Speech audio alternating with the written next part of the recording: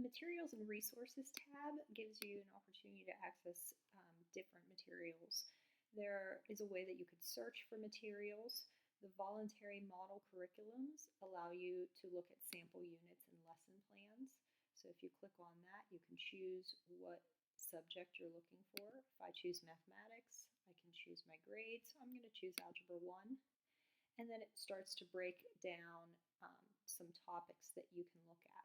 So I can choose solving quadratic equations. It would break it down even further. What is a quadratic equation? Now at that point there's nothing else, so I would click on the content page.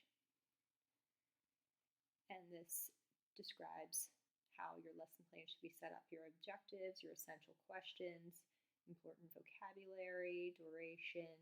So it gives you some good ideas and also a guide to setting up your lessons.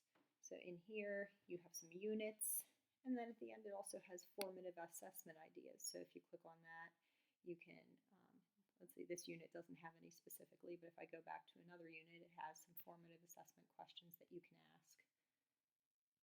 So let's see, I'm going to go back and show you some of those. If I click on the solving quadratic equations in general, the content page, I can scroll down, there's some resources there for you. And if you click formative assessment, there are all types of questions that you can be asking your students. So once again, a good resource for teachers. Now if I go back to the page that I was at before, there's also learning progressions. Now this is really good for teachers who, we all know we have those students who say, we never learned that. Well, now you can check and see and say, yes, you did. The learning progressions will show what students should be learning at each level. So if I choose mathematics learning progressions, you can see the specific standards that are addressed in each grade and how it progresses throughout their educational career.